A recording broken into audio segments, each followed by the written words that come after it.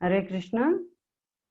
तो ये हम भगवत गीता के 108 इम्पोर्टेंट श्लोका लर्न कर रहे हैं, जिसमें जैसे कि हमने आगे 3 श्लोका हो गए और सब स्पीकर्स ने अच्छे से वो एक्सप्लेन किए।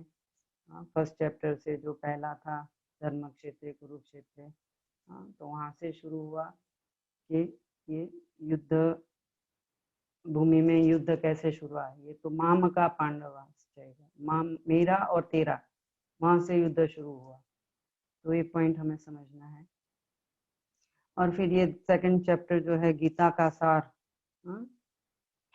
जिसमें अभी अर्जुन पहले चैप्टर में जैसे लड़ने के लिए अभी मना कर रहा है, युद्ध भूमि में आने के बाद बोल रहा है कि मैं नहीं लड़ूंगा।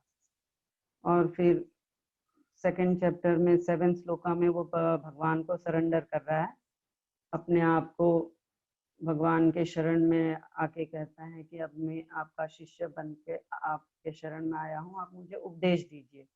मैं अपनी ड्यूटी भूल रहा हूँ, मुझे समझ में नहीं आता है, मैं कंफ्यूज हूँ कि आप उपदेश दीजिए मेरे लिए क्या सही है। तो एक्चुअली 2.7 से ये भगवत गीता शुरू हो रही है।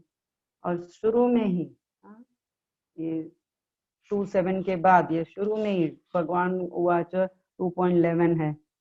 तो पहला भगवान ने पहले तो उसको एज अ गुरु उसको पहले तो शिष्य को अपनी गलती का एहसास दिलाया कि आप वैसे तो पंडितों जैसी बातें कर रहे हो, लेकिन जो शोक नहीं करने योग्य उसका आप शोक कर रहे हो।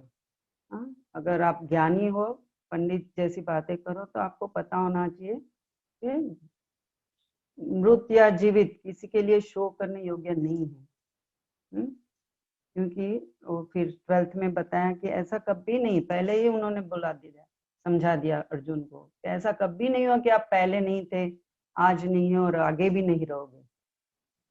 मतलब भगवान बोलने चाह रहे हैं कि हम हमेशा रहेंगे।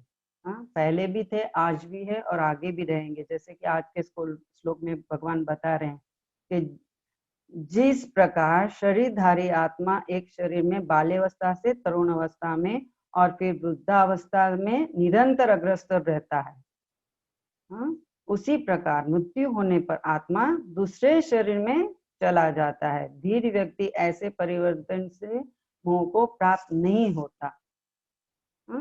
तो भगवान यहाँ उनको कंफर्म समझा रहे हैं कि देही और देह, ये दो अलग चीज है। देही बोले तो शरीरधारी, जो शरीर के अंदर रहता है, और देह मतलब शरीर। तो जो मतलब शरीर एक है अलग, और शरीरधारी आत्मा जो है वो अलग है। तो हमें ये बेसिक नॉलेज जो है आध्यात्म का वो पहले समझना जरूरी है, तभी आगे उनको समझ में आएगी बात जो भगवान समझाना चाह रहे हैं। तो बेसिक पहला है कि आत्मा और परमात्मा के बारे में हम समझे। हमें पहले ये समझना होगा कि हम शरीर नहीं है, आत्मा है। तभी वो अपनी जो ड्यूटी है वो कर पाएगा। वो जो अभी बोल रहा है वो अज्ञानता के वश बोल रहा है, वो उसे ज्ञान नहीं है कि हम आत्मा है और आत्मा अमर है। अर्जुन सोच रहा है कि मेरे सामने मेरे अपने हैं, उनको मारने से उसको पाप लगेगा। तो भगवान उसको यही पहला ज्ञान दे रहे हैं कि सबको एक दिन मरना है। और आत्मा, हम तो शरीर नहीं है, आत्मा है। और आत्मा कभी मरता नहीं है। ये शरीर मर जाने के बाद भी ये आत्मा दूसरे शरीर में चले जाएगा। और ये जैसे बताया बाल्य अवस्था से तरुण अवस्था, तरुण अवस्था से वृद्धावस्था होती है। जैसे यही शरीर में हम देखते हैं कि बचपन में हमारा शरीर कैसा था, छोटा था। हम अपना पुराना बचपन का फोटो देखेंगे तो हमारा शरीर अलग था। उसके बाद हम तरुण हुए, तभी हमारा युवा अवस्था का शरीर अलग है। और अभी हम जब वृद्ध हो जाते हैं तो हम शरीर बदल गया। तो हम एज अ पर्सन वही है। हमारी जो आइडेंटिटी है हम तो वही है। जैसे मैं ज्योति हूँ, तो मैं तो ज्योति बचपन में जो थी वो भी ज्योति थी, यौवन थी वो भी ज्योति में ही थी, और आज वृद्ध भी हो गए हम भी। तो as a person I am the same person, है ना। तो ये आत्मा शरीर के अंदर जो है वो हमारी आइडेंटिटी है, बाकी शरीर तो बदलते रहेगा। तो सेम मृत्यु के बाद भी ऐसा ही है। जब भी हमारी मृत्यु हो जाती है तो ये हमारे दो बॉडी है, ग्रॉस और सॉफ्टवेयर। ग्रॉस बॉडी मन बुद्धि अहंकार का बना है, सूक्ष्म शरीर, और ये स्थूल शरीर पंच धातु का बना है, पंचभूत, अग्नि वायु जल और अवकाश। तो वो मिट्टी से बना, मिट्टी में मिल जाएगा। और कर्म के अनुसार हमें दूसरा शरीर मिलेगा।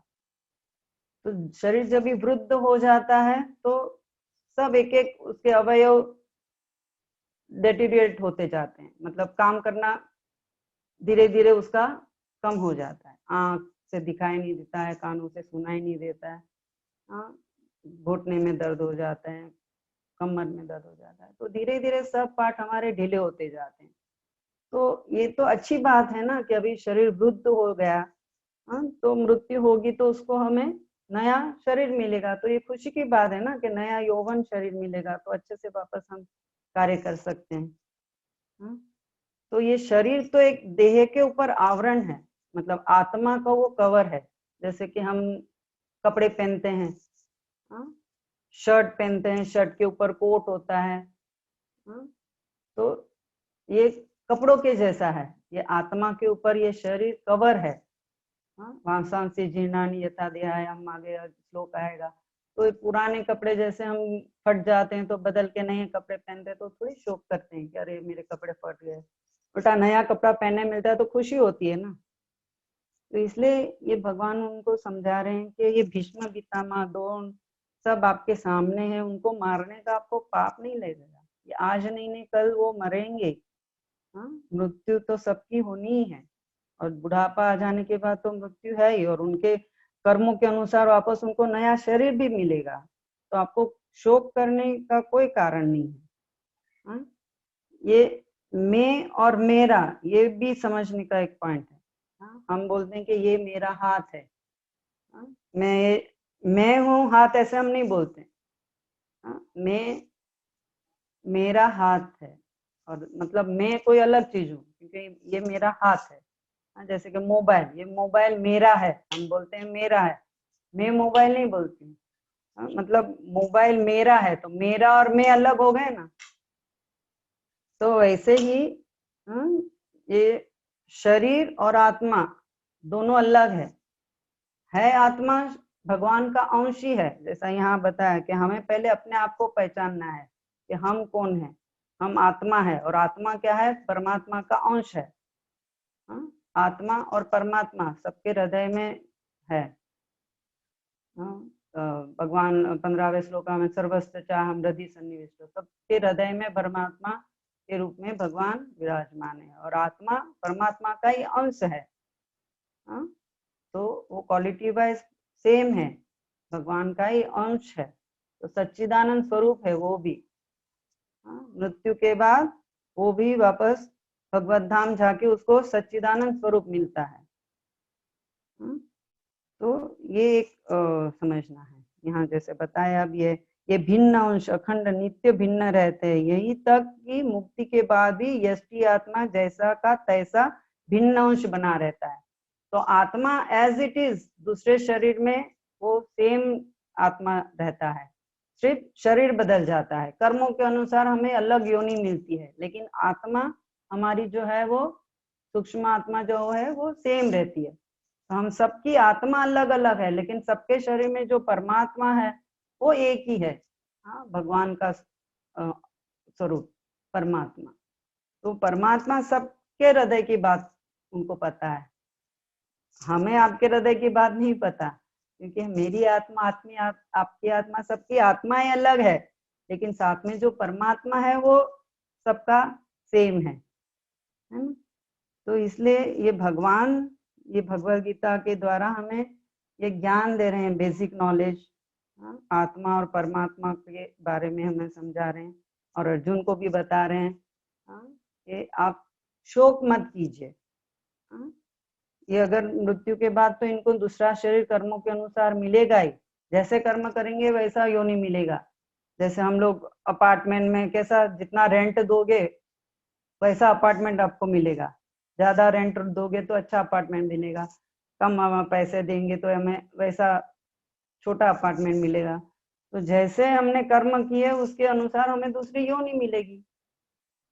तो इसमें शोक करने जैसा नहीं है। और आत्मा तो अमर है, भगवान का ही अंश है, तो भगवान सनातन है तो आत्मा भी सनातन है। जैसे प्रीवियस श्लोक में बोला, आप पहले भी थे, आज भी थे और आगे भी रहोगे, तो फिर शोक क्या करना है। सभी तरीके से तो खुशी की बात है कि हम मृत्यु के बाद अगर भगवत धाम गए तो अच्छी बात है, और नहीं तो अगर भक्ति में लग के हमने आधे से बीच में शरीर छोड़ दिया तो कर्म के अनुसार अगला शरीर मिलेगा भगवान की भक्ति करने के लिए।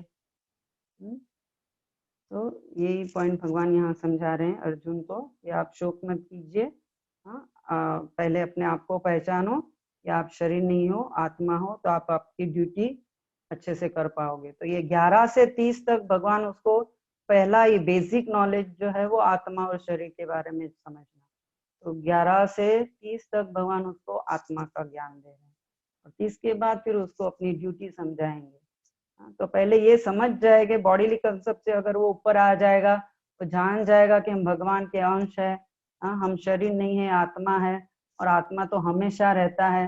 ये अगर बेसिक ज्ञान वो समझ जाएगा तो वो अपनी ड्यूटी आसानी से कर पाएगा।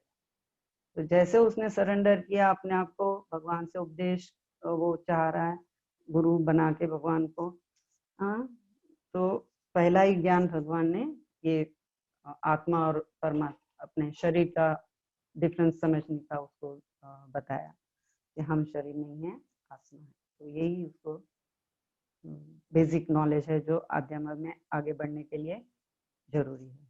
हरि बोल। प्रभुपाद की जय।